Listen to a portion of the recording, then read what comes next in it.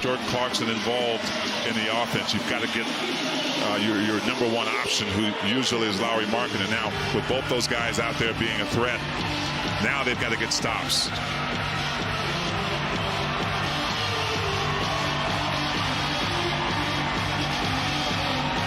Utah's bench, as you look at Will Hardy coaching, barking, and the players listening.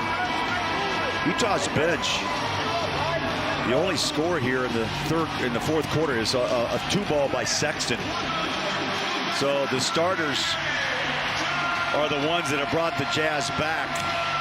It's a 2-point game. We've had 12 lead changes, 10 ties in this game.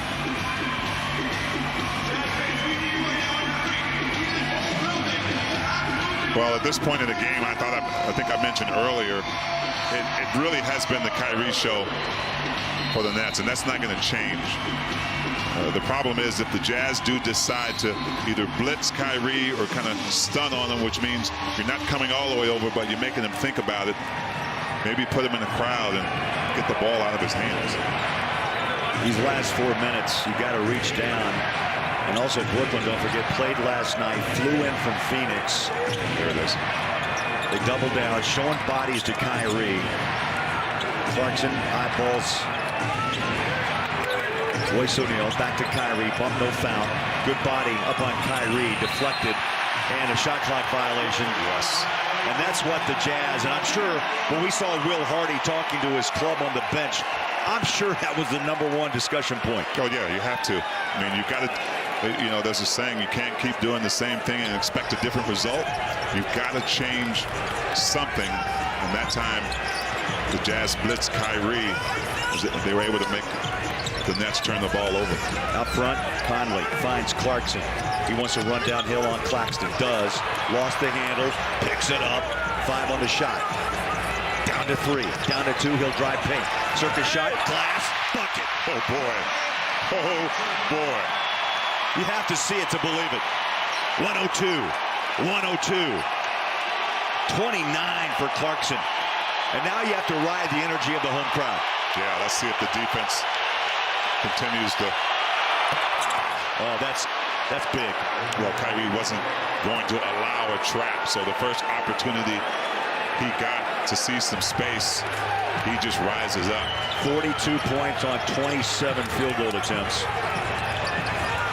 Kyrie took 27 last night in Phoenix. JC, contact, feels the body of Royce O'Neal. Claxton the block. And back comes Brooklyn with a 3-point lead. Irving for 3. Rims out. Conley's there for the rebound. Caught it. Nearly scored it. Kessler's got to get back on D. O'Neal slides a pass off to Curry. And just like that, the power of the 3. 108-102 as we come up on 2 minutes left. Claxton has been a force tonight. 3 or more blocks down, 11 straight games. That's the 3rd longest streak in the NBA. Clarkson, guarded by O'Neal. Drives inside, pops it out to Markkanen, 3's away. Got it! Beautifully done. Beautifully done by JC. Doing his thing, making his magic in the paint. Brooklyn collapses.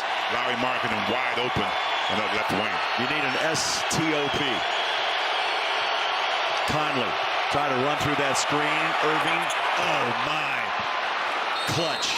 45 for Kyrie. That is a season high.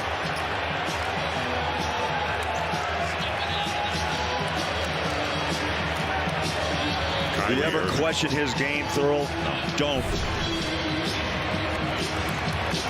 Well, Jazz doing a nice job of finding shots and makes right there, JC to Lauri, but Kyrie, any kind of space he gets, he doesn't waste time because he knows the Jazz are coming with the blitz. Doesn't allow it to happen. You saw Simmons pick off Conley, and that was just the space he needed to do his work. 45 for Kyrie. Clarkson leading Utah with 29. The dominant play of the game brought to you by Morgan Jewelers. Always brilliant. Talk about a guy who knows how to score the basketball. Puts Claxton in the spin cycle. Hustles his own miss. JC coming up with the magic trick. Ups the daisy. Beautifully done by JC. He knew where right to go, where that ball was going to fall off the rim, and he grabbed the rebound and put it back up and in. Markkanen 22, Clarkson 29. It's been the Kyrie Irving show here in Salt Lake with a season high of 45. No Durant. He's missed 4 straight. They've lost all 4 with Kevin Durant out with that MCL sprain in his knee. The Jazz, they've been in this position before. And they go back to work with the ball. Markkanen bodied up by O'Neal. He is one tough defender. Puts a body again on the hip. Markkanen steps through, dropped the ball. Picks it up, he's got to hurry. Blocked by Claxton, out of bounds. And the Jazz have just 1.2 seconds to get a shot away. But hey, Royce O'Neal playing some high-level D.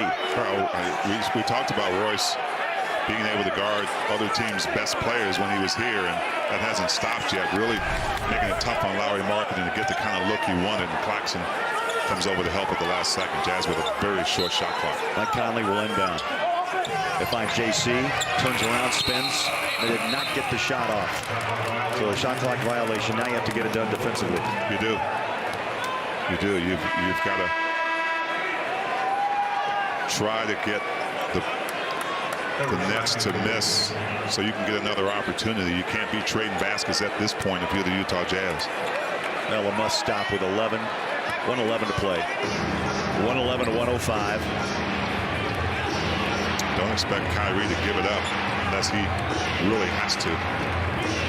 Conley stays on his hip. They usually run Claxton out. Right now, there he goes to set Mike Conley on a screen. They switch off Markkanen. Beasley comes out to help. They triple him. They go outside to Curry. Big shot. Well, Curry, a very capable shooter. 10 points, T, all in the 4th. Sexton takes a stumble and a fall, fouled by Joe Harris. Jazz running out of clock here. Every single point.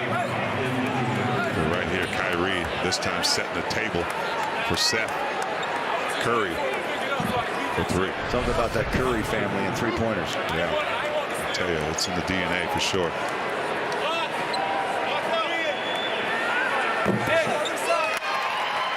Sexton, only his 3rd point here in the 4th quarter. Kyrie's night, 29 attempts, makes 18. 8 of 15 from 3. 1 of 2, just 2 free throws on a 45-point night.